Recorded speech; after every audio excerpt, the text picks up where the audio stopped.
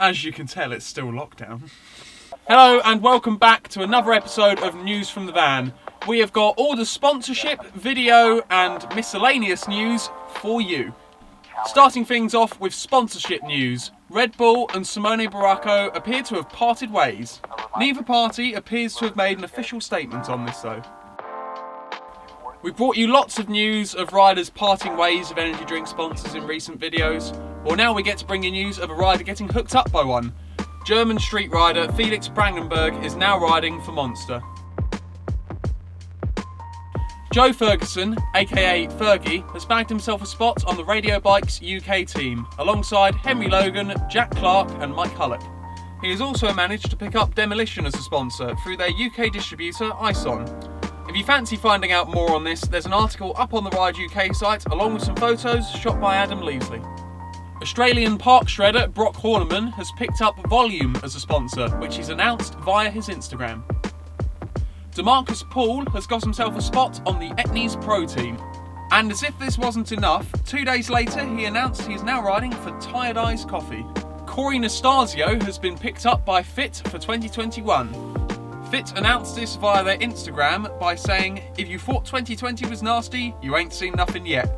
Corey Nastasio will now be hurting dirt on a Fit in 2021 and beyond. Welcome to the family, Nasty.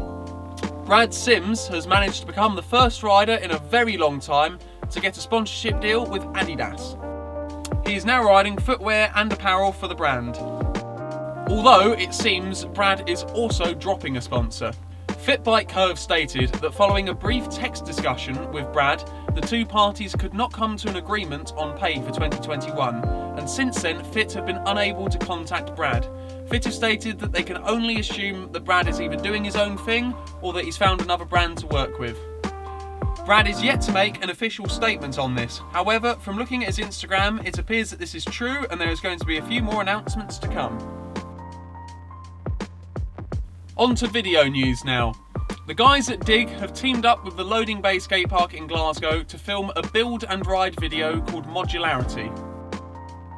The video is up on Dig's website if you fancy checking it out. Chris Kyle and BSD have released a video containing previously unseen footage from recent riding trips called Raw Recording. This video is 13 minutes long and it's full of that classic Chris style we all love to watch.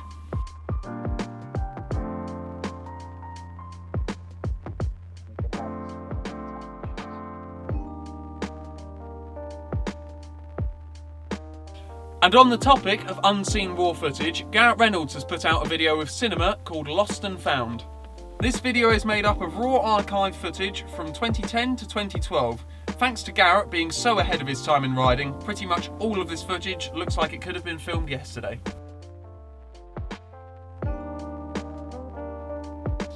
German transition blaster Paul Folan has put out a video with Freedom BMX called Winter Warehouse Sessions.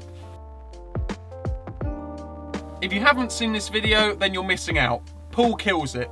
The video is up to watch on the Ride UK site and on Freedom BMX. The Curbside lads have dropped another mixtape of their sessions at the Bristol DIY spot, simply titled Curbside 6 Mixtape. This is a 9-minute long black and white video packed with bangers, featuring riders such as Emerson Morgan, Harry Mills Wakely and Tom Edge. The Hideout BMX lads are back with another video called Where We've Been Hiding. This 12-minute black and white video is packed with bank spots and wall rides throughout and is up to watch on the Ride UK site now. Pat Casey has made his already insane backyard setup even bigger, and to celebrate he's released another Dreamyard video with Monster. This one is called Dreamyard 4. It features some serious filming and editing wizardry. This certainly doesn't trump the riding though. The riding is awesome throughout, but the ender is just something else.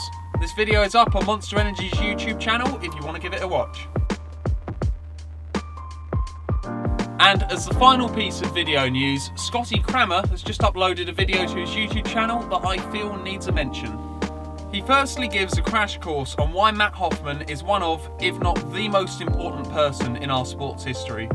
Following this, he then unboxes a brand new Condor frame signed by the man himself.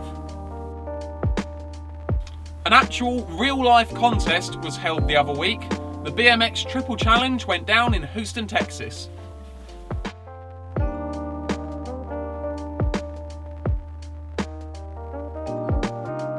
Andy Buckworth took the win with Pat Casey in second and Ryan Nyquist in third. Larry Edgar took best trick with a 360 over the second jump backwards.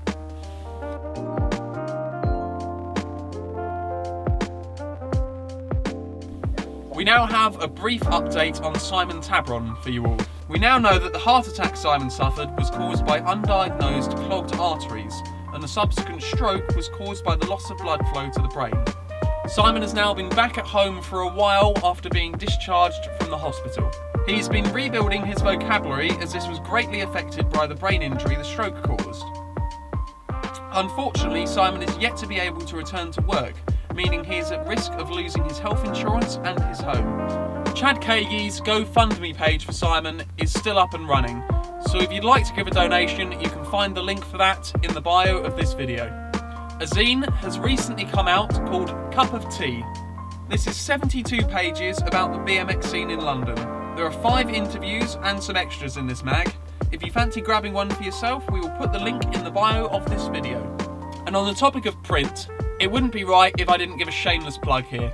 Ride UK is bringing out a printed magazine around springtime, so keep your eyes peeled for that. That's all from this episode of News from the Van. Until next time, stay safe, stay sane, and I'll see you in the next one.